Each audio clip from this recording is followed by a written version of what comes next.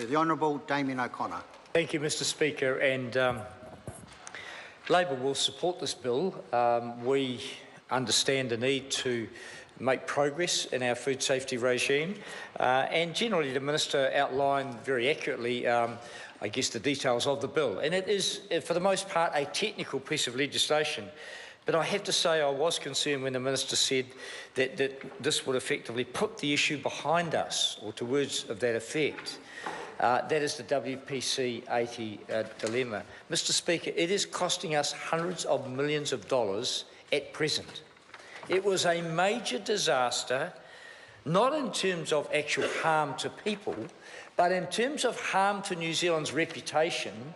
We will be paying the price for many, many years ahead. What we had, particularly in the China market, was, I guess, we had a first entrant advantage. First country to sign a free trade agreement with China. Mr Speaker, we were moving into that market with some momentum, particularly in the area of dairy. But what this did was set us back big time. And what we've seen in that market is countries like Ireland, the EU, and those have caught up to us, and our advantage has now slipped. Mr Speaker, the Minister referred to the independent report, and it is indeed, it's sober reading. It was necessary, and it has provided 38 recommendations, and I acknowledge the Minister that the government is attempting to work through and implement each and every one of those, Mr Speaker. But if we can go back and learn, because, as I said, I don't think we can put it behind us, and I don't think we can say that just by the passage of this legislation we have made vast improvements, because there's still, in my view, an issue of resourcing, an issue of independence in the food safety regime, and in the area of policing and implementation of the regulations, still some, I think, conflict of interest when MPI, as the one organisation, is responsible for so much across the primary sector. Mr Speaker, policy development, implementation of that policy, and then in the policing of that. And you cannot stand up and hand on heart say we have the best regime in the world when there's so much conflict of interest in the way of the structure. Mr Speaker, we have said we will pull food safety and biosecurity out of that big monstrosity of MPI and have them set up as independent agencies where they have the autonomy, the independence and the resources to do their job, because New Zealand's reputation, and in fact our future as an economy, depends upon the absolute implementation of the best and highest standards in the world in terms of food safety, food quality and biosecurity. And so, Mr Speaker, we must learn from the mistakes of the past, and I acknowledge the government that they've brought this legislation to the House. It's not an insignificant piece of legislation. In fact, you know, in size, there's a lot of detail, and I'm sure the Select Committee is going to take quite some time to work through it all, and we will do our best to make improvements where necessary, Mr Speaker. If I can go back to the report, because it is important that we read the report, understand the legislation was driven by the report, and ensure that what we pass through the Select Committee and back through the House gives effect to what has been recommended here. If we go back to, I guess, the summary, Mr Speaker, of what happened here, and in terms of MPI's response, I don't want to read all the summary here, but, quote, "The Ministry had no single coherent or reviewed or rehearsed crisis plan for a food incident that it could implement straight away after receiving notification of botulinum." Mr Speaker, it's quite concerning, really. It goes on to say that the Ministry deserves credits for many aspects of its response, but it should have better documented decision-making processes and use more rigorous science-based risk assessment.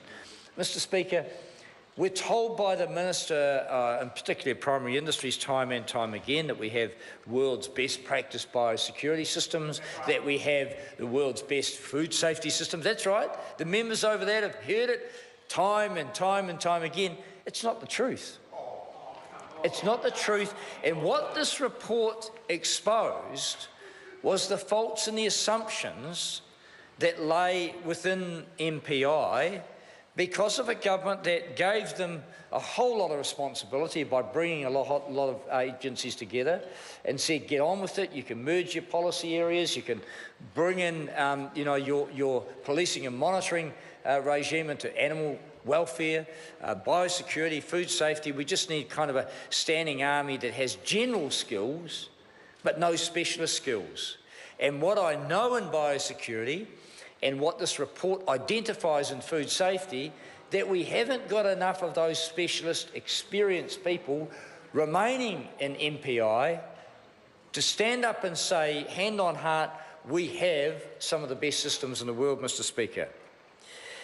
The recommendations from the inquiry are fairly clear. It says, it should revise the rules for non-routine working of dairy products, Mr. Speaker, continue to strengthen and monitoring auditing activities, finalising a food incident protocol, undertaking regular exercises, goes on to identify things that we would have assumed were part of a world's best practice regime. It wasn't, Mr. Speaker. One of the recommendations here, quote, the law should be amended to give the Ministry a specific statutory power to compel disclosure of relevant information, including test results needed to respond effectively to a food safety incident. Mr. Speaker, the Minister points to the new powers that this bill will bring in, and they relate to, of course, across the area of IT and new technology. And the report identifies where the transfer of that information was not timely, not always accurate, and not always robust and science-based. And we need to ensure that the regulatory authority has the ability to find out any fact that they need when it comes to incidents like this. We need to assure the world that we will continue to provide the safest, finest quality food to consumers regardless of where they are, be it in central China, Mr. Speaker, into Europe, into the UK, or into South America.